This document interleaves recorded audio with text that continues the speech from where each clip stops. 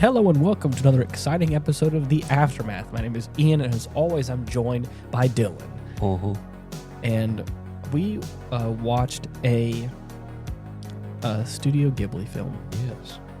If you've seen the title, flipping while. it has been a while. Mm-hmm. Also, I apologize if we both sound a little congested. There's a bit of a funk going around in this household. Yeah, we got real jiggy with it, and now down with the groove. We're now down with the sickness of the. Yes. Anyways, we're it's like a little the in our neck of the woods. The temperature has been dropping, which has been nice for a while. We're all wearing coats around here for what feels like a week. Repping my best style. And then for like 2 weeks, it gets back up to like 80 degrees again. So it's fucking trash. It's tragic, I really. can't stand it anymore. I would rather die than live. I like the let's be pretty consistent. But obviously, we're in Louisiana, and consistency in the weather is not something that we are strong in. It's impossible. It's impossible. So, anyways, I apologize if we sound a little congested. Right. So A little filthy. a little stuffy. But we watched Tales from Earthsea, Mm-hmm. and I remember just a little backtrack. We have watched a pretty sizable cross section of the Studio Ghibli films. Yeah, for a while there, I had a pretty good streak going of like showing you each and every one. There's still a couple left, but we've hit a lot of the top ones. yes, definitely all the most well known. If not for the show, definitely in our personal lives, off the record, that we've watched a handful of them. And I had never heard of Tales from Earthsea. Mm-hmm. And so whenever it had come up of like, which one of the other Ghibli movies do you want to watch? I always was like, I know nothing about it. Mm-hmm. And I obviously had heard about all the other ones. Right. And so I was like, okay, well, let's go ahead and go through My Neighbor Totoro, or let's go through Porco Rosso, because like you hyped that one up a whole lot, or let's go through Kiki's Delivery Service. There was all these other ones that it was like, those feel like bigger pillars in this franchise. But I will never forget the first time watching this movie. Mm-hmm. I remember watching this and thinking, wow. It is unlike a lot of the other Ghibli films. It still has the same. Think so? I think it still has the same art style. Well, but I mean, of course, yeah. The team behind all that, like the look, feels the same. Mm-hmm. But it feels more in line with Princess Mononoke, with some of those other like heavier ones that are a little, I don't want to say less kid friendly, but I would think on the higher spectrum of like, I wouldn't show this to my child. You know, this is probably a little bit heavier stuff. Yeah. So even at least still, when they're like not too young. Exactly. So even like Princess Mononoke, which I think is one of the pivotal Studio Ghibli films, partially because it's like the first one I ever watched. Yeah. But like Holy shit. even that one feels a little bit different than like the other ones that are the vibe of the other ones, which are like a little bit more whimsical, a little bit more kid friendly, or mystical, imaginary, like that kind of like fun, kind of like kids show vibe. This kind of spectrum is more like, ooh, we're getting into like some more gritty, possibly like a little bit more scary contexts, a little bit, but still in the universe of Ghibli films. Right. Which one is the one? Is it Nausicaa? Which one is the one? No, I think it's a different one. The one with the train and the guy, and he has like his love interest, and I think one of them ends up dying or whatever. The Wind Rises. Is that what it is? That one's another one where it's like, that's a little bit more heavy. Yeah. So again, it's not like it's out of left field, but this is just another one of those. And I think I like those a little bit more. This kind of touch on some more grown-up topics. And they had some really great voice actors in it whenever I first watched it. And I just remember going away from this one, like it wasn't a big story to comprehend. And I think it was also around the same time, or it was in that same vein, that I remember I used to, for those of you who have been longtime listeners of the podcast, you know that I have liked a robust, open world that like really just lays out all of the details, a rich backstory, a full history that I can just like a cornucopia of knowledge that I can just sink my teeth into. I've always loved that, which is why I'm a big fan of Star Wars and Lord of the Rings and like the Tolkien universe. Because again, there's just so much there, and it's such a rich world that feels so alive and so real. Yeah. And I love that. You got to read some Earthsea. Well, and apparently didn't know this until we sat down right here to record, that you told me there's a novel about this. Yeah. Which I didn't know about. But whenever we talked about things like Shadow of the Colossus, I used to get frustrated because like they intentionally don't tell you everything. They tell you enough about what's happening. Right, they give you the little hints. Right. They give you as much information as the player character would probably know from this what was it called? What is the land called? It's like the Forbidden Land. The Forbidden Land. That's the word I was looking for. I was trying to think of like secluded, banished lands. Right. I was coming up with all the different words. Like that's not the one I'm looking for. It was forbidden. Yeah. So,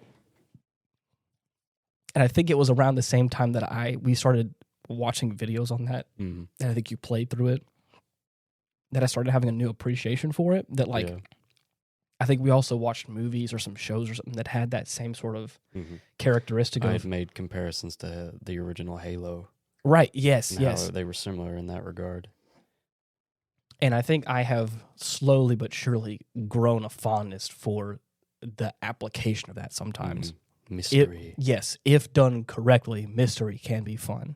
And I took away from the first viewing of this that little bit of mystery that I think I'm realizing now that like critics didn't really love this movie because they didn't elaborate, or I think it was because they probably went into this having an understanding of the novel. Right. And I had no idea of that.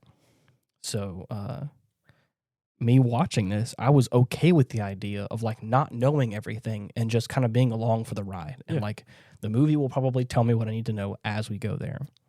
And there was some great voice actors along the way. To really help tell that narrative. And man, I tell you what, I remember loving this movie after the first viewing, and we just watched it again tonight, and I think hands down, and I'm you can quote me on this, I have loved a lot of Studio Ghibli movies, but there is something about this one that just really hits the nail on the head for me. Yeah. And I love this one. I love Tales from Earthsea, and it is, I think, maybe not number one, but it is definitely on the top of my list. Right. For a number of reasons. And when I usually before we start recording, I usually like look up the movie in question on just my laptop here, and just to get like an idea of like, either fun facts that I usually do, or the voice actors, or more often than not, to get the character names lined out, so that way I have all of them here. And I just glanced over at the Rotten Tomatoes score, and it's like 38, and I was like, damn, why are the critics so against this movie? Right. And I think they were just saying it's kind of boring. Besides the fact that they're critics. Well, yeah, you're right. The user scores is definitely a lot higher, which makes me. It's kind of always how it is. Right. But I wasn't expecting it to be. Out. Yeah. If a movie or show has a low critic score but a high audience score, it's good. Yes, correct. Anyways, I just wasn't expecting it to be that low, and I was like, oh wow, that's kind of surprising.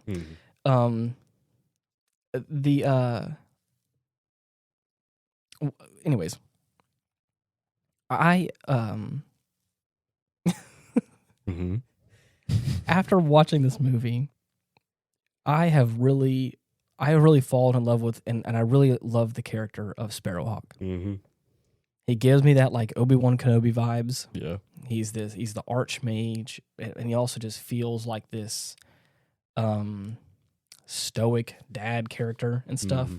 And he has he has so many, I think, good things to say. And I think also just in context of the film, like the film is all about like balance and life. And I think people also are kind of upset about the fact that there's like, it's an allegory of like, don't take too much from the earth in a way. It's like, just kind of give back. And we're in appreciate what you have. Exactly. We're in this world that kind of is in this pseudo state of decline. Right. Well, like medieval-esque area. Like there's no guns. There's like swords. There's armor. There's dragons in some way. There's magic. And magic. Magic is a talked about thing. And at the top of the movie, we get this kingly figure, and he has this council of people, and they're talking about the fact that like the wizards are kind of like losing their magic, and they're talking about like the balance is trying to like correct itself because people are using too much magic to like help make their lives easier. And it's like, oh, I can see the parallel of that with like technology today. Right. It's like you're making your life too easy, and you're like taking for granted what you have, or the things, and like the balance needs to be shifted back to like, more natural things in a way. There's also some sort of plague or outbreak affecting the kingdom. Right, exactly. That he's just trying to get a handle on. Yeah. So there is some struggle. And the only thing I could say, like we briefly touch on this, and so like this beginning part of the film is so quick. We get this kind of understanding of our king character a little bit. We're like, okay, so this is the footwork of the beginning of this film. He's a good-natured man who has his people's best interest at heart. Right. He doesn't seem like a overbearing like tyrant in some way. Yes, exactly. Right. And then as his council leaves him, and he goes into like some sort of like secluded chamber or so, or like his bedroom or whatever it may be. He's in this corridor, and there has been discussions already of his son Aaron like not being himself and stuff, and kind of being different and not being able to find him and stuff like that. And then out of nowhere, this like young boy who like we kind of assume is the son character just like straight up stabs the dad. Yeah. And it's like, wow, okay. Runs at him down the hallway and just guts him. Yeah, stabs him real good in the stomach. And then, of course, leaves his dad out to die. Not before taking his sword. Yeah. And it's like, wow, okay, so there is some trauma there, apparently. And then I think he even whispers his son's name, like, Aaron. Okay, yeah, so it's definitely his son just killed him. Like, holy shit. And then he just tries to run away off into like this desert area, surrounded by wolves. Yeah. In comes our man. Wargs. In comes our man, Sparrowhawk. And he's just moseying Goose around. flamingo. What's that? Goose flamingo. Goose flamingo. Oh man. He's like, it's like this barren desert, and there are these just like huge ass boats. Like I mean, they look like cruise liners, but like all made out of wood. Like it's like if a cruise liner was in like a medieval setting. Noah's Arks. Yeah, exactly. And they're just in this desert. So you're like, okay, something happened here. And again, I think it ties into that whole like balance thing again. Like something is not, the world is not in line the way it should be. Apparently, an entire ocean up and dried out. Yeah, right. It's not there anymore. And he is, moseying around doing his thing, and he ends up saving our boy from these wolves, these bad guys, and these starving animals. Yeah, and they look, and if there's one thing the animation does on this film is really conveys the kind of like psychotic look in the eyes, because like they always have the pupils like in the dead center of the eyes with like those kind of circles around them. That's like, I'm just looking at you. Yeah, like, they're all gaunt and skinny. They all look a little starved. So it's like, okay, like I definitely understand. We're in a desert, a pack of wolves. Probably not much food going on. No. They all look thin, and they got those eyes that are just like these like small pupils in the center of the eyes. Like whenever they look at the like quote unquote camera, you're just like, holy shit, that is a feral animal. really sells that really well. Yeah. But then we get the first kind of conversation about magic in this, where it's like, talking about what's happening in the land and all that kind of stuff. And he makes a reference to his sword, and he's like, I bet you can't even unsheath the sword. Right. And at this point in time, he hasn't. Mm-mm. Because whenever the wolves were coming at him, he tried to unsheath the sword, and he's like, well, I guess death has come for me. And it's Right. like, holy shit, dude, that is is dark. There you go. So at that point, when he's like, I bet you can't even unsheath the sword, it's like, okay. You little punk bitch. Yeah, you little bitch. He's like, that sword was forged in magic, and like, you got to be the man. A real OG. You got to be a real OG to be able to wield that power. And, only a first descendant of Compton can unsheath the sacred blade. Straight outta. So he kind of tags along with him for a while, and they end up making their way over to Teru is her name. I love the characters in this film. Mm-hmm. I love the characters in this. I love the voice actors that portray them and everything. It's just it's great. It's pretty swish. Yeah. They end up making their way into like the city, and this is like where we get like the kind of establishing of like who are some of the antagonists of the film, who is like our kind of like our female protagonist as well. That kind of comes in at a certain point. But like there are these great moments. There's one moment in particular where like they finally have a chance to like, they're on top of this like ledge and stuff, and they're looking out at the sea, and the sun is, right. They're like this beautiful breeze and everything. Be rising. Yeah. And he talks about the fact that he's like, man, the air just feels different up here. Mm-hmm. And this is where they kind of they part ways. Mm-hmm. And our boy Aaron's like, hey, is it okay if I just like chill up here for a little bit longer? Right. I gotta rest my eyes a bit. Yeah. And he's like, yeah, sure, no big deal. So this is where they split the party, and of course this is where like the scary part happens, where it's like, a bit of a nightmare. Yeah.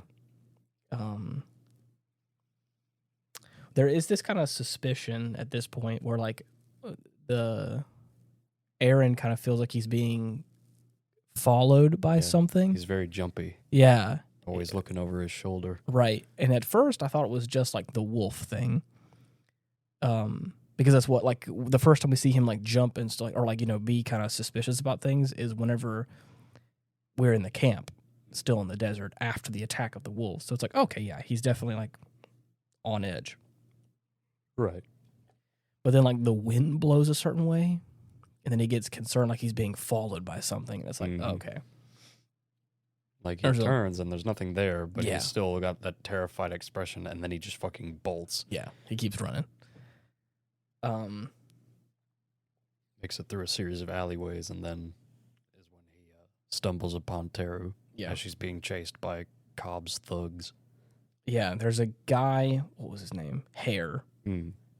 Hare is like the captain of the guard. He has a bunch of goons, and like the big thing with this... Not but a lowly slave trader. Yes. Slave trading is a big thing in this village, and it's like, oh shit, that's messed up. That's messed up. So they, in this moment, we get this like look into Aaron's eyes as he tries to stand up for Teru. And he has like a blatant disregard for life. Right. Spouting off edgelord line after the other. Yeah. He's like he's sort of just like meandering a bit, like hiding behind a pillar, steps out, blank expression, kind of dour. And then as soon as one of the guards is like, okay, here we go, I gotta put you down, kid, sorry about it. Now, of course, he avoids the slash because deep down he really doesn't want to fucking die. Right. But he's not ready to accept that yet, so he's just like, life is nothing to me. Yeah. And yeah. And then he's able to like disable both of these guards. Right. And scare With Hare off. With the sheath sword. Right. Like he's able to, like, you know, he still hasn't unsheathed it, but he's able to beat him around with this kind of knock him upside the head. Exactly. Yeah, and then of course Hare is sitting there with, you know, the girl kind of in custody in a certain way. And he's like, yeah, don't you care what happens to her? Yeah, and he's like, go ahead. Yeah. I don't he's care. just like, oh. Well, shit, you can have her. I don't care. Right. Her life means nothing to me anyways. And at that point, she ends up running off. She's like, it's kind of in terror. Oh no, she's angry with him. Oh, angry, but I mean, still like kind of like this kind of apprehension. I guess more so, not scared, but definitely, you know, upset with like, you know, I don't want to be a part of anything to do with you, Mr. Life is meaningless. Nothing. Yeah. What a fuck bag. Definitely. So yeah, he ends up, you know, falling asleep on some stairs. Yeah. And he gets captured into slavery. Mm-hmm. And then this is the second time where we basically get Sparrowhawk coming around like to save the day. Mm-hmm. And he really feels like the Gandalf of this situation at this point. Oh, definitely. We start to learn that he is like a like high wizard in some way. The high wizard. But he ends up saving Aaron. He ends up like releasing all the shackles and the slaves that are in the back, and he's like, yeah, like just come on with me. We got a place to go. And he's all like beat up and, you know, roughed up or whatever. Right, wearing a sack. Yeah, now precisely. a literal fuck bag. Yeah, exactly. And he had nice clothes on, and lost him. Sparrowhawk bought him a cloak and everything, and no, not anymore. You ungrateful. You owe me 40 gold pieces. I hope you know. I'm just saying. So they ended up making it to the house, and I remember again the first time I watched this, I love this because I think they did a very similar thing in a show I used to watch once upon a time. Mm-hmm. But I love the idea, especially in like this medieval setting in a way. They end up making it to Tenar's house, and she is an old friend of Sparrowhawk. Yep. And so he is like, hey, it's Sparrowhawk. Like, I got somebody that's hurt. And she's like, Sparrowhawk, what the? Right. So she like opens the door and she's like, yeah, please come in. Mm-hmm. And so like she like takes care of, you know, Aaron for a second, and they have like this kind of like reminiscent conversation, and it's like super sweet because it's like, okay, yeah, they have been longtime friends, Right. and she's like, some history. right, please here, have some soup, and he's like, oh yeah, good soup, good soup, you know, good soup, soup. So anyways, he ends up they end up, you know, drawing up old history and stuff and having a good chat and all that. And then once morning comes, this is the kind of reference, this is the thing I was talking about with like, it's this medieval time. And he was like, it is kind of understood that like if Sparrowhawk is going to be staying the night there, usually he works on the land a little bit as like payment. He ain't no freeloader. Exactly. And so it's cool that like he wakes up and he's like, hey, we got to go, you know, work the land. Yep. And he's like, got to plow the field, bro. What you mean plow the field? And he's like, yeah, that's just part of the job. I'm sorry, do you know what farm work is? Right. And of course, Aaron is like a prince of some nobility in some way. So it's not surprising he doesn't know how to. He hasn't been a working man, really. Mm-hmm. But like I said, I just love that idea of like he's there to help out, and of course, it feels very natural that like Tenar at a certain point, whenever like, you know, they start, you know, wrapping up all the work from the day, that she like tries to convince him to stay longer because she's like, hey, like the summertime's coming, and like I could really use some men here on the field to help. Yeah, it wouldn't hurt. It wouldn't hurt, and again. Sparrowhawk is like a vagabond. He's like a, you know, he's a vagrant. And I won't say vagrant, but he definitely he travels. He is he's a moving man, a wanderer of sorts, so it makes sense. But anyways, I love. There's this sweet. I love the idea that at one point, like during the start of their journey, Aaron asks Sparrowhawk, "It's like where are we going, dude?" And he's just like, well, right now we're just going to head to the next town over. After that, I don't know. Yeah. whatever the wind decides to do, bro. Let me see 1 second. Let me type this up. I'm curious. Tip-a-tappin', eh? Tippity-tappin'. So, if there's one thing I like a lot about this film, and just this type of magic in general, is that there's no sort of incantation that you, like, yell out, and nothing fancy like that. It's just whatever you are about to interact with or control, you must say the name of. Yes. The true name of whatever it is. I love that. That is cool. Like the true name of the winds and the waters. Yeah. That's so cool. That is cool. I was trying to look up like some parts. Mm-hmm. Some pieces, parts, little tidbits, perhaps. I believe it's, let me see, I think it says like, everything you see under the sun and stars owes its very existence to the balance, the wind and sea, the power of earth and light. All these do is well and rightly done within the equilibrium. But now men hold the power to control the world. Men must learn to do what leaf and whale and wind do naturally. It is for us to keep the balance. And like there's these we be the new stewards of this here establishment. Exactly. And so like he talks about, he says some things like that in this moment where like they're having this little like brief, there's this little break in between working, and they're having like a little bit of lunch or whatever to kind of renew their strength. And he's like talking about dropping all these pearls.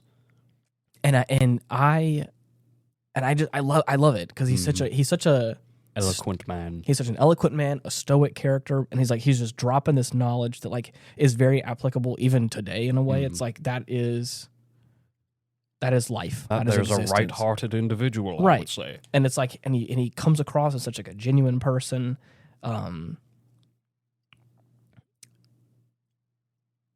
No man nor anything in this world lives forever, but only to us is it given to know that we must die, and that is a precious gift.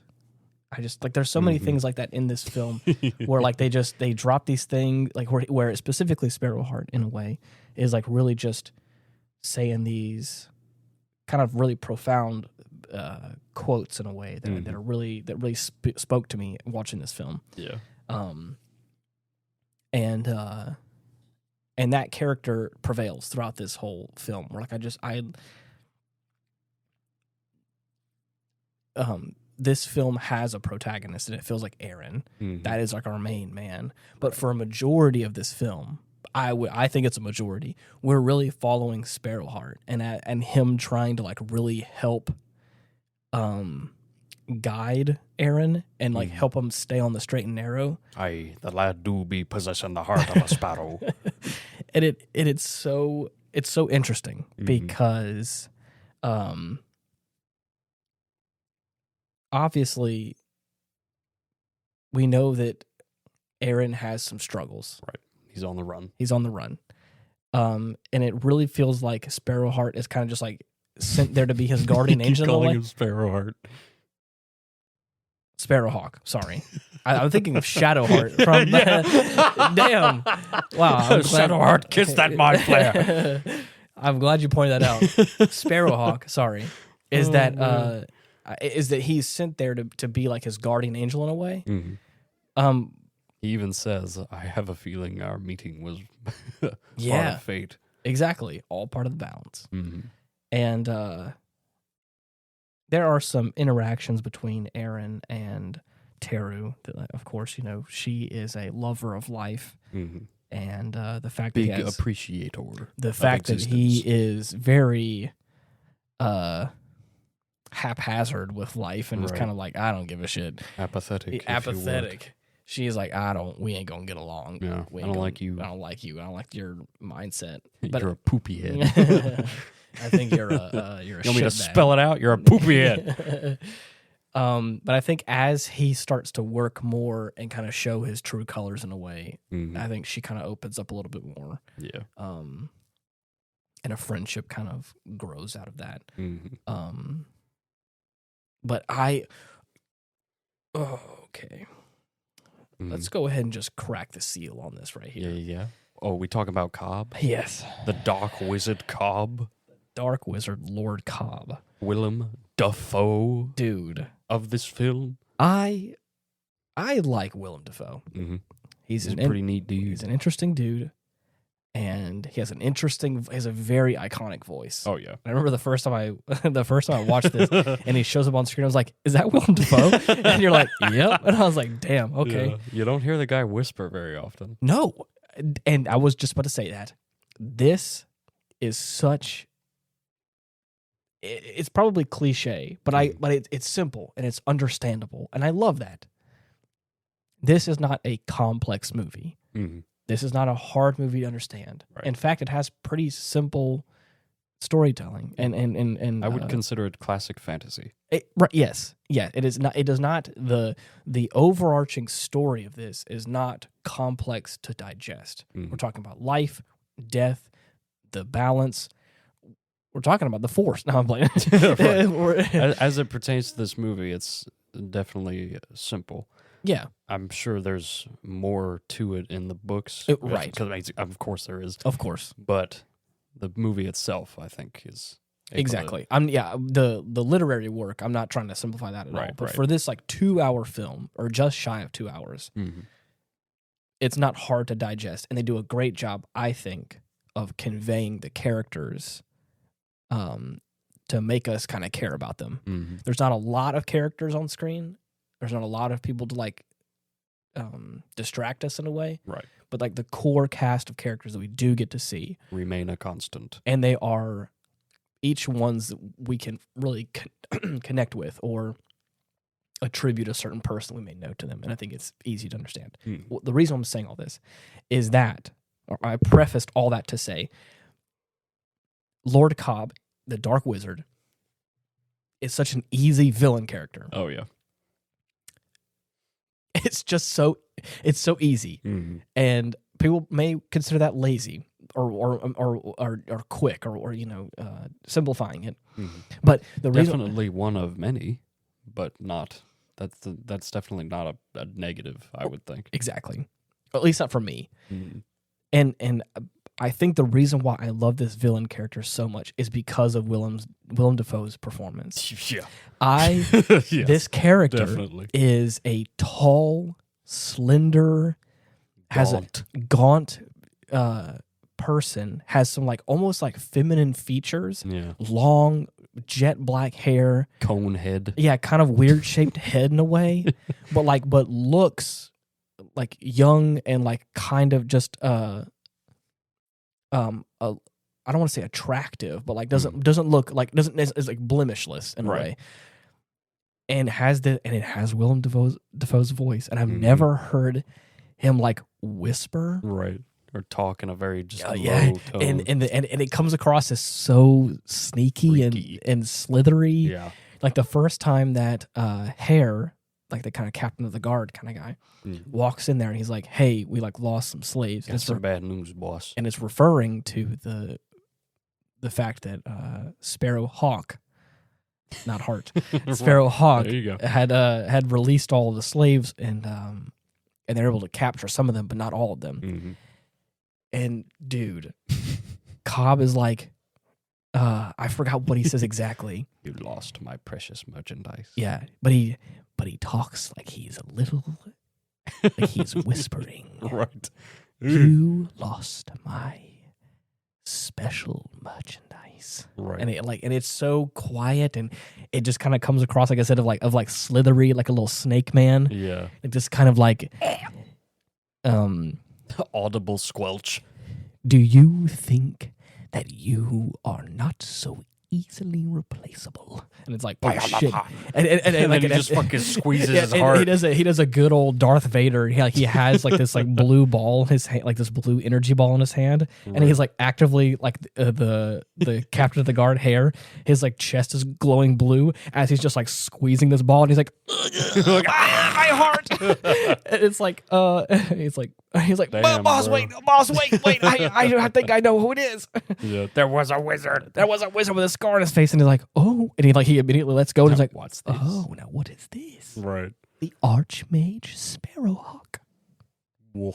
And it's like, yeah. So anyways, and then of course, like the further along in the movie, he kind of gets more vocal in a way. But even whenever, dude, there's a moment where I'm going to flash forward a little bit because I just really want to talk about it, where Aaron gets captured by... for like the third, maybe fourth time. That poor kid has been through the ringer. He basically, like, he gets captured by Cobb and is in, like, the dark castle where all this is taking place.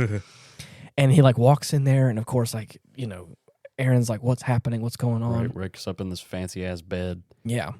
And then he, like, the things that Cobb says to him and is like, you know, you're lucky that you got out of there whenever you did, because like lucky to separate yourself from Sparrowhawk. Exactly, lucky to separate yourself when you could. And this is another like in like a protagonist. Sorry, I've got to clear up my head. The antagonist trope is that he shifts his belief onto Sparrowhawk. Like to make him sound like a bad guy, right? That like ooh-wee. But we don't know. We don't know. Sparrowhawk, man, you got lucky. We don't know Cobb's true intentions right now. He seems conniving. We don't know what it really is. Right. And this is the moment where he's like, the only thing that Sparrowhawk wants is eternal life, and you're the key to eternal life. Right. He meant to kill you. He aims to kill you, and like he pours this like. In this viscous, like almost oil-like liquid. Yeah, it's a beautiful crystal glass, and this decanter is like green, and it's clear glass, and it's all like etched and pretty looking, like a beautiful decanter, and it has like this like turquoise blue, kind of like top on it. He uncorks it and pours out this black sludge into this like almost like, here, child, have some tar. Have some of this. It'll make you feel better. You ever wanted to know what a dinosaur felt like? He and I think rightly so. There was a moment earlier in the movie where like Aaron questions if he should take this kind of drug almost that's being offered to him so freely, and he like, and I think anybody else would. He's like, I don't feel too comfortable with this. And he's like, it's not poison. You can trust me. It's fine. Like, sure, complete stranger. Why not? And he drinks this stuff, and he's like, now lay down. This will soothe you. This will soothe you. It's a good thing that you got away from Sparrowhawk when you could, because all he's going to try and do is kill you, so that way he can get eternal life. Right. And as he's, I'm hesitant to say speaking, he's whispering to this boy. Yeah. I mean, slithering his way. Yeah, it's... Yeah. He's telling him all this bullshit about Sparrowhawk and how he's only going to try to kill him, means to bring you death. Yeah. But I can help you. Yeah. Oh, and in this moment too, Aaron's sitting back and he's like, no, like he wouldn't do that. He's too kind. Sparrowhawk is a good man. Like he's too kind. He's a good person. Like, and I've seen that before. And he's like, it's all just to get to you. Right. What were you saying? Sorry. So he starts bringing him around, saying like, I can help you though. You don't have to worry about death because I'm going to make you immortal. Right. I've been researching this shit. All right. Yeah. I know how it works. So if you help me out, you don't got to worry about death. Right. No more sorrow or pain. How's that sound? And all you need to do is give me your true name. Right. And the thing is, like, I think we're starting to realize, I think at this point in time, like what Aaron's vice is. And it is like fear and worry. Like he is in a lot of fear and a lot of worry, and that is like weighing him down. Right. And I think he's looking for a way out. Exactly. And so even like that drug that promised him to like not have any fear and worry, he came close. But Sparrowhawk came around and was like, "Get that shit out of here! Shit out of here! Your wares." Oh, that was such a good line too. When he was like, the guy was even hesitant to try and offer it to him, but like Sparrowhawk walks up and is like, "What's going on here?" And he's like, I think that even a great wizard like you would benefit from my drugs, right. for lack of a better term. Perhaps it could even heal that scar on your face. Right. And he was like, you must have some struggles. And he's like, I do, and none of which that your wares could ever cure me of. And I was like, Right. holy shit. Like, damn, bro. Yeah, and of course he's like, well, then I don't. Who needs you wizards anyways? Pedal on, you fucking goblin. Yeah. You scum. And then he points at all like the drug addicts in the alleyway. That's like, it'll give you the That most. could have been you. You wanted. Is that what you want? Yeah, he's like, it gives you Dumbass. It gives you bliss, and then all of a sudden you feel the withdrawal of it all. Gotta have more. You gotta have more, and then it's gonna cost you. Mm-hmm. And of course, at that point, he's like, I mean, they're all just like shells of their former being. Right. Upon this realization, he fucking fucking blorgs all over the floor. Yeah. Anyways, flashing forward back again is that as Cobb is conniving his way into getting Aaron's true name, and at the same time is also like, spinning all these lies and talking all this stuff. It would appear as though he is dying yeah. slowly. his lips are slowly becoming like blue and purple, and like his eyes are becoming more gaunt, almost. And he's like, ugh. And then of course his last breath before I'm pretty sure he's saved or whatever, he says his true name, and it's like, gosh, damn it. Yeah. Lebanon. Name. Yeah. And then with that, of course, the wizard Lord Cobb can now control him in a way. Yep. And brought over to the dark side. Yeah. It's heavy. Yeah. This is also after they've kidnapped Tenar. Yeah. And left Teru tied up at the gate of their little farmhouse. Right. Not before she just breaks loose of it and is on her way to get help. She's able to run into Sparrowhawk on the road and gives him the lowdown of the situation. After which he tells her to just stay at the farmhouse and don't worry about anything. I'll handle it. Right. So he's doing a one-man operation to go and rescue Aaron and Tenar. How about that first little engagement there? The charge at the gate. That was cool. Yes. I love the fact that he is able to just jump over all the goons. Yeah. And then commands the gate to open, and it does. Yeah. That's good. I love that shit. This is where we start getting into like, obviously you can tell that we're getting into the kind of third act of this film, where like there's about to be some stuff going down, right? And there's like this great dialogue between Sparrowhawk and Cobb at the gate, and we get like a little more backstory on what's wrong with Cobb and how I think he is trying to fly a little too close to the sun. Right. Started committing a few faux pas. In the wizarding world. Right. And he got left behind. And then, of course, now he holds that grudge against him as like, oh, you left me or whatever. And he's like, well, yeah, dude, like you're doing some heinous acts that are not good. And then like with that, we get like a little more of an answer of what Cobb's true goals are. And the more he talks about it, he's like, I'm going to be the arch wizard soon because I ain't got much time. I have crafted the perfect spell. About to prove I'm better than you. To open the door between life and death that has been eternally closed since the beginning of mankind. And, and Sparrowhawk is like, bruh, that is forbidden. Opening that door is forbidden. You cannot do that. Cap. Hard. On God. Kill my shit. On the gang, motherfucker. And then, of course, at that point, we also realize that Sparrowhawk in this dark castle is being drained of his magical energy. Like has entered the domain of another. Of course, as makes sense. So, unfortunately, he's left a hapless prisoner. Yeah. Right next to Tenar. But damn. He's gonna be okay. They did him dirty. They pushed him down the stairs, and he right, face first on like several steps. It was hard. I was like, Yeah. damn, that hurt me just to watch. Mhm. And it's an anime. Yeah.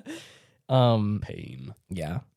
And then we start to get this glimpse of like, I think that there may be a more closer relationship between Sparrowhawk and Tenar than I originally thought. Yeah. I thought that it was all just kind of like friendly and kind of close. Oh no, he straight up saved her Way back when. And then I think at a certain point in time we get the backstory about how she was kind of trapped in a dungeon, and at a certain point in time, Sparrowhawk came through and saved her. Yeah.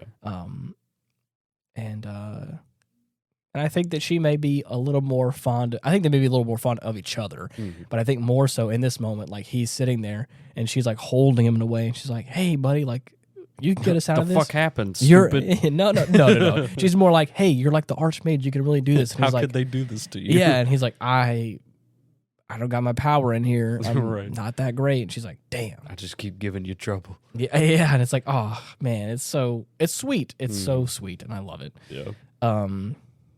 Now, the Boggart. The what? The creature What creature? that's been following Aaron. Oh, is that what it's throughout called? The film. I believe that's the name for it. Yes, is a Boggart. This shadowy figure that takes on your face. Yeah. And will follow you until it is able to take hold of you. Right. It's horrific.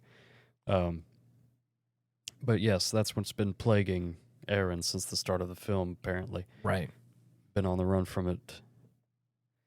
But it is able to link up somehow with Teru as she's making her way, trying to find him, and shows her the way to the keep. Yeah. So that she can help free him. And at this point in time, she's also been given like the magic sword by Sparrowhawk. Yeah. So once she gets to the castle gate, the Boggart is like, "I can't continue any further from here." It's like, what do you mean they're in there? We got to save them, right? It's like, nah, I'm trapped in there too. It's like, what the fuck are you? You're right here. No, I'm not, bro. Nah. And the way he describes it is a lot less. I think I wouldn't be surprised if he is like the alternate version of that. Right. Like there is probably this like shadow figure that is like out for your detriment, but I think that he is the light equivalent of that. Right. This is all the good qualities of Aaron that were stripped away with him whenever he started succumb to his fear. Exactly. So now what's left behind is this like fearful shell of a former person. All his optimism and light is all in this kind of shadow figure, quote unquote, that is just like a mirror version of him. Mm-hmm. But it's able to give him his true name, which she's able to free him later on as she finds him in the keep. Yeah.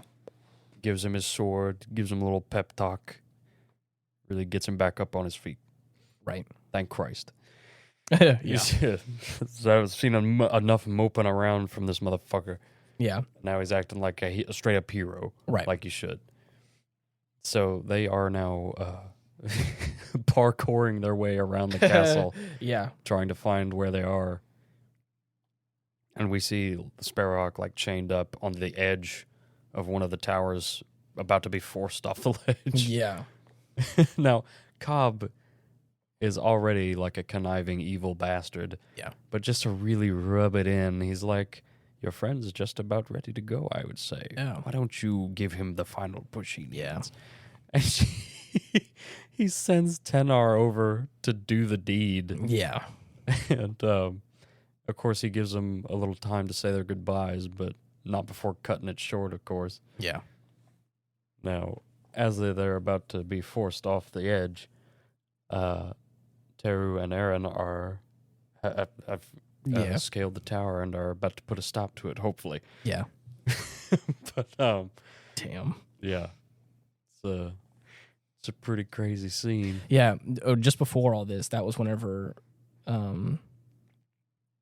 Teru really give him his pep talk and is like, "Hey, quit being a bitch." Not only that, but there's a lot more to life. Mm-hmm. than being afraid and being fearful. And that's also, we get like this kind of continuation of what even Sparrowhawk had said all the times before. It's like you can't have life without death. Mm-hmm. You can fear death, but like that's also like that's the magic of life. Right. Of like to deny death is to deny life. Exactly. And it's like you can live in fear of death all you want, but at the same time, like that's what makes life so precious. Mm-hmm. And it's like that's so true. That is a very true statement. Yep. Even in this real world, it's like the fact that life is finite, like that makes it all the more special to make the time that you do have worthwhile. Mm-hmm. And it's important to do Here that. for a good time, not a long time. Exactly. And of course with that, she also like speaks his true name because his like shadow side was able to kind of, tell that to her. So like she says that and he's like, bro, how do you know my true name? And she's like, you told me yourself. Mm-hmm. A version of you did. The happy side of you that's trying to reconnect with you, keep running away from. Yeah, right. He told me. And of course that's when she like all of a sudden, space opens up and it's like, holy shit. Tells him her true name as well. Right. A little back and forth and it's like, okay, like I think I can do this now. Yep. And then, as you're saying, they end up, making their way up to this balcony moment. Right. He's facing off against the guards on the top of the tower. Still can't unsheath the sword just yet. Right. But it's whenever he comes face to face with Cobb. Oh, dude. And can we also talk the fact that they all draw their swords and get ready to attack him, and he just does one fell swoop across and then breaks all their blades. Shit. And then, of course, and it's still sheathed. Made. And it's like, holy shit, dude. Mm-hmm. All these other like goons and all that kind of stuff instantly silenced. Yep. And they're all like moved out the way, and now it's just Cobb and Aaron. Mm-hmm. Now, of course, he brings out that blue orb. Oh, yeah. Starts giving his heart a good squeeze. Little palpitations. Right. Not before Aaron begs the sword to He's come like, out of the sheath. Let me do this. It's like, I need to do this. I will do this for the light, I swear. Right, for life. For life. And then the sword's like, all right. Okay, guess fine. we'll do it. I guess. You said the magic words. I believe you. Fucking loser. Anyway, so he's able to unsheath the sword, and Cobb is stunned. He's like, that blade was made with magic. Yeah. And he's like, yeah. Yeah. So I mean, what a reveal, too. Like, the thing, like, it instantly opens, and it's just like, oh! Shining. Yeah, I mean, like the fucking master sword. Exactly. It is Excalibur, right, itself. It may as well be. Just being, like, released from this sheath, and he holds it up, and it's like the old promotion artwork from A New Hope. Yeah. It's just like this just shining holding sword. it up to the sky. Yeah. Proclaiming to all that I have a sharp stick. Yeah. May my blade strike true. Yes, and boy does it. Oh, buddy. He almost nails him in the neck. Of course, Cobb is able to dodge, but not that not a second time. Motherfucker better watch that for that second swallow. Yeah. Because it comes right across and just detaches his whole forearm. Yeah, middle of forearm, just hacks it off, and we see full action. Right. When it cuts off, we see we see the we see the muscle, we see the bone, and it's just like and it's like, oh hell yeah, dude. Now, because this blade is of the magic variety, it is able to sever whatever spells Cobb has casted on himself to keep him looking so young and spry. Dispel him. Yeah. So that's when the decline starts. Oh man. And this, not only, to rewind a little bit, not only is this villain also written pretty easily to digest and very understandable of like, okay, it's not hard to wrap our minds around this character. But then this is where we get to like the more complex layer of like, not only is he just like a villain character, like this becomes like a horror monster in a way, or like his old features start to set in, and it's like, oh shit, like he is not as blemishless as he looks. Yeah. His eyes become all white, and he's just like this like horrific monster that's kind of like, and this is where that kind of more grovelly side of Willem Dafoe's voice comes out, where he's like the kind of Green Goblin, like, I don't know what are you talking about? Right. Are you in or are you out? Where he's like, what do you mean? I like that Lebanon. That sword is made with magic. It's like, holy shit, dude. Right. And you're like, and of course at that point you're like, oh, now this is the real this is the real monster here. This is the expired being that no longer belongs in this world. Yep. It just craves life and has been prolonging it for as long as you can. Yeah. terrifying. And so we get this sequence where like and then this like this black goo that we've seen before that apparently Aaron has drank from and has also kind of gotten caught in like a nightmare. Mm-hmm. And now it's kind of coming, I think earlier in the movie at this point, like it comes clear that like I think that Aaron has been haunted by Cobb for a while and kind of like or at least has been played with a little bit. He's been keeping an eye on him for sure. He was using his fear of the Boggart to kind of lure him into his clutches. Right. But after that point, he sort of just deforms into this pile of sludge monster, and is able to capture Teru. Yeah. Knocking her out in the process and falling down it's like a second or third tier down of the castle. Mm-hmm. Starts making his way to the second wing of the entire fortress. It really just slurps his way down. The living squelch. Yeah, exactly. The squelch continues for sure. And he turns back into his normal form, and he still is like disgusting. Yeah, he's lost his pupils. Yeah. All it is just white eyeballs. Yeah. And he's like making his way. Got that Broly type beat. he's like scurrying his way over to like the other tower. There's like two big towers, and he's making his way over to the other one. And on his way up the stairs, Aaron's like fast tracking behind him. Yeah. And then he commands the stones to unbind. Yeah. And several flights just fall through. And it's all just a parkour mini game for Aaron at that point. Yeah. Feels like fucking Zelda. Yeah, exactly. Just jumps on some rogue rocks and makes his way through. It's like I've played that game before. Right. I'm not playing. But anyways, they end up like meeting back up, and of course the whole time he's just like carrying this sword around, like, let me have her. Right. And then there's this other tower I was talking about has two levels. Mm-hmm. There's like the top part. And then there's like what would look like a kind of a gazebo type part or whatever. It's like a 2-tiered top or whatever. Right. But like whenever you're on like what would be considered the normal top of the building, there's like this kind of like upper area, there's like a little balcony around that edge around it you can look over. And then there's like a raised elevated portion, and there's like some like kind of sketchy stones you could climb up onto the top of it. But I don't think you're supposed to be on top of there. I think it's just supposed to be like covering over like the top of the tower, and it's all made of stone, so it's like it just feels like I said, like a stone gazebo portion on top of the. So anyways, he makes his way up to the top, and of course Teru wakes up and is like causing a ruckus or whatever. And at this point, Aaron's trying to talk him down, trying to bring him back to the light. It's like, dude, listen, you gotta stop this right now, man. There ain't no running from this anymore. And at that point, I think that he has lost his eyes, right? They've just formed into like these pits.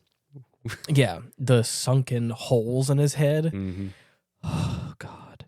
Yep. This is where, if you've seen, I think it's like on Reddit or it's on, you can look it up. There's like this new like modern wave of art, I feel like, that has like horror elements in it. Or I think it's like creepypasta or something like that. Where there's like this kind of like this artwork of like black holes with like these kind of like rough lines around the holes or whatever, and these kind of like white faces that are very gaunt or like big scary mouths or whatever. It's just that like what I consider like modern like scary art or whatever has like a lot of those kind of elements of like either like small eyes with like big holes or like these kind of just scary visages. Yeah. And at this point he is like losing some hair on his head. And it's kind of more like frayed and spindly and not as like put together and coiffed like it was before. His teeth have become further apart. Sharpened a bit. Exactly. And his skin is all like barely hanging on, and he's got these holes in his head where the eyes are supposed to be, and he's like, and it's all like dark and wrinkly around it and stuff, and it's scary. It is a like what I would consider like a horror monster in a way where he's like, and he's also kind of talking erratically as well, where he kind of has gone from being like very eloquent and put together and very soft spoken and slithery, and now it's like more like frantic, like I can't die. He's at the end of his rope, and it's like, oh shit, buddy, here it comes. Yep, here it comes. You're about to break. Yeah, and Yeah, like you're saying, Aaron at this point is on the top of this like gazebo portion or whatever, and he's like trying to talk him down off the edge. Like, I'm just like you, bro. I'm scared too. Yeah. But that's not going to change anything. Right. He's like, that's not true. Mm-hmm. I can't die. Yeah, he's too scared. Can't accept it. Right. So then he loses it and just straight up kills, quote unquote, strangles Teru before he's able to get back like up on the tower. Mm-hmm. The roof is like caved in. Like at that point, like he was able to move the rocks in such a way that it all caves in, and like, Aaron's like hanging on for dear life. He's like, oh no. Yeah. As soon as he hears the snap, he's like frozen. Like, oh fuck, I failed. Yeah. And after that, he's just waltzing away, trying to get to cover before the sun rises. Apparently, that's going to be detrimental for him. Yeah. And Teru then just gets back up. Like it's simply something. stands up. Right. He's just like, nah. Halt. And he's like, what the? How are you? Yeah. You're alive. I killed you, but yeah. you're alive. What's your stick? Give me that. Yeah. And then then so to put things into perspective as well, like once she like grows still and he drops her, he's like, oh no, poor thing. Yeah. She's died. Mm-hmm. Oh, the sun is rising. Can't do that. He's talking erratically and kind of crazy. Mm-hmm. Aaron makes his way up, and like you're saying, she like stands up. Yeah. And he's like, what? Eternal life? He's flabbergasted. Yes. And then come to find out And she's his proportions are weird. He looks like he's got like bigger, broader shoulders, and he looks more swollen than he does before, and he looks like a monster. Because like whenever she stands up and he turns around and he does like the whole like, it's like the look over the shoulder thing. Yeah, it's like if he would have like ran fast like a modern horror game character does, where it's like looks over at you and it's like rah! And it's like that is terrifying. That would have been like a horror game character. Like you meet that thing in the back rooms or the dark hallways, you're like, I'm dead. I'm so dead. The second like he just turns around and looks over his shoulder with those like sunken black holes, and he's like, yeah. You're like, oh no, I'm done. I'm out. Nah. So he turns around, and of course, like Dylan just said, he's like, found out that she's a fucking dragon. Hell yeah. And proceeds to burn him alive. Oh my god, so cool. And gives him the death he so rightly deserves. We get to learn in the beginning of this movie, whenever it's referring to like the king and stuff, and he's talking to his council of people, they're talking about the fact that like dragons are fighting, which is like not normal. Not even like the fact that dragons are all the way out here, but the fact that they're fighting, that's not normal. Right. Even worse. Yeah, exactly. And then he starts to like tell this story about how like there were people that stayed people, and there were people that felt a certain way, and they became dragons, and that's like how they have moved on with life. And now they keep themselves separated. So the fact that like she stands up and like her eyes are now red, we're like, okay, well, so she's like awoken at this point. And she like turns into a whole ass dragon. And then at this point we get this it is as if Cabo, I think, has like seen God in a way. Or that's what it comes across. Because he's like, give me the life I require. And he's like, he's like begging and pleading at this point. Yeah. It feels like he's groveling, and it's a sad turn for the character, because you're like, you used to be like kind of impressive like 20 minutes ago, and now you're like this monster like just begging. A lowly gremlin. No. And then just one little brief inhale, and then he's just like set ablaze. And he's like, and I mean, like I said, Willem Dafoe's voice is like really selling just this kind of like crazy lunatic vibe, and just like screaming. Oh yeah, and it's crazy, and it's great. And so like, and then Sparrowhawk and Teru or Tinar are like on the other boy, tower. That sure was fucked up. Or like watching as like the rest of this tower is like kind of collapsing, and he's just like, like burning alive. Sparrowhawk's like, oh no. Anyway, oh shit. Anyway, and then of course Teru like takes off and starts flying. And of course, picks up Aaron, and he says her true name, and is like they fly off into the distance, and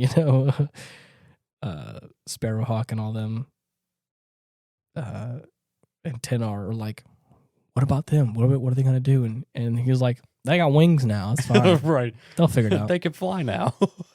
It's all good. So then they end up like moseying their way back over to the house, Mm-hmm. and there's this beautiful moment in the field where they just, Share a tender hug. and we get the case of the movie where like the artwork for the case where there's this just big old dragon lowering its head down for this boy to kind of like grasp and give a hug to. Yeah. And it's a beautiful piece of art because it's just like this sunset, this beautiful rolling hill, and it's like, oh man, it's so cool. Mm-hmm. She ends up turning back into a human, and it's a beautiful All is touching well. moment. I love it.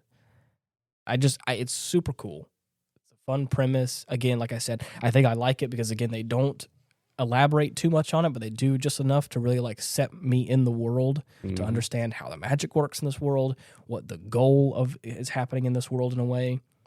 I love that like our main protagonist has something that he's actively running away from that is kind of unknown, but we find out about later. Mm-hmm. I love this like I've always loved a mentor character. Oh yeah. Because I've had a lot of mentors in my life that were really impactful to me in a way.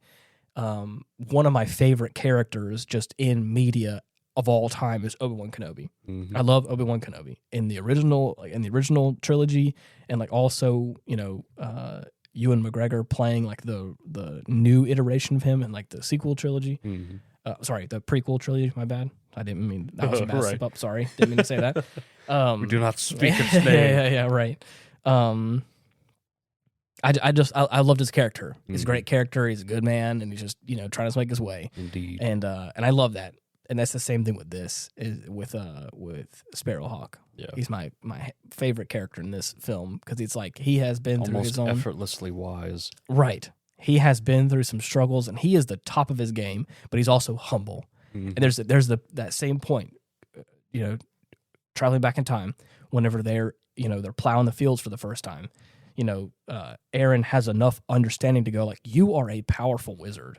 Like, why are you simply working the land? Like, you can just make that happen. And he's like, we don't need to take for granted what we have. And that's a big thing. Is like, it is our responsibility. I read that quote where he was like, it is our responsibility to take care of this earth. Right. And like, find that equilibrium and stuff. And, not just use magic willy-nilly because that's going to offset the balance. And it's like, that's wise. I get that. That's also how the world works. Yep. We have established that. Things are out of whack because people aren't respecting the natural balance of things and the magic in this world. And now you got this, a man who's just who is very humble, not flashy. His A game is like, you know what? Just doing what he needs to do. Just got to work the land, pay my dues for this nice place to stay. Yeah. So, anyways. I've never seen a film make farm work seem more appealing. Right. And that's and like I said, I genuinely want to do some farmhand work at some point in my life. Well, I think it's also I love the context of it too, is that it's understood that like that is I think it's the same thing that happens with Kiki's Delivery Service. Mm-hmm. A very same thing where it's like we have a room in the kind of outside house or like the kind of with like an upstairs bedroom and like above the shack or whatever. You can stay there, but like you got to work. You got to work. You got to do some work. You got to put in some time, which is a good work ethic. Nothing is free in this world. You got to work for it. And that feels a lot like this too, in a very different way, or in the same way, but in a very like different application. Where it's like anytime I love the idea of Sparrowhawk is always welcome to come around and stay here because not only that, he's going to help out. Yep, and it's nice. So a lot of times he's like, I got someone I need you to help me with. I got a friend. He's not doing well. And she's like, okay, yeah, I can definitely make that happen. And, and he knows he stays the night. He's given some soup, wakes up, gets some breakfast, and goes to work. Mm-hmm. Work on the land. And he's like, I'm not going to stay here Simple forever. as. Exactly. I'm not going to stay here long, but I'm going to work for the things you're giving me. So even after Tenor tries to like convince him, like, I mean, it would be nice for you to stay throughout the summer. And he's like, I don't think so. We're going to probably be on our way pretty soon after this. And she's like, well, I guess. Well, dinner's going to be ready soon. So come inside and have some dinner. And then we'll figure out tomorrow when we get there. Keep it in your head. Right. anyways, I love it. I love this film, and I think it's great. It has some good messages that I think I'm willing to apply in my life, and I think it has a great, well-voiced and scary villain character that I think is super cool. Anyways, so Bob's your uncle. Yeah. Anything else you want to add, or is that we're gonna be? Yeah, I think that's about all I got. Cool. Well, for anybody out there who's trying to find us or get in touch with us or stuff, you can type in Ian Wolf on Instagram or Threads and stuff, and you can reach out to me that way and talk to me and say hello or say you don't like the show or whatever you want to say. Or we also just have, you just type in Linktree /Ian Wolf, and you can find all of our links or places that we host this wonderful podcast. I think that we're on iHeartRadio now. I For real? Yeah, I put us on there. Wow. So that was a bit of a trial to get, but I won't go there. So anyways, I think if you also go to the top of the highest tower, then just be okay with life. Be one with life and death and the circle listen of to everything. this for life. Yeah. And then wait for the perfect sunset. The podcast will show up at the same time. Only if you know our true names. Yes. I think there's a different way too. If you choose the path to the left and it leads you to the bog, then you say our true names in there, and then we'll show our shadow side. We'll show the Boggarts will appear. The Boggarts will appear with the podcast in hand. A little more hard, that one. But, it works though. You gotta have nerves of steel for that. Yeah. If you find a creepy man in an alleyway who has a box that says the podcast is in it, don't trust him, because it is Steer not. clear of that asshole. It is drugs. I tell you. But anyways, until next time, thank you so much for listening. See ya. Bye-bye.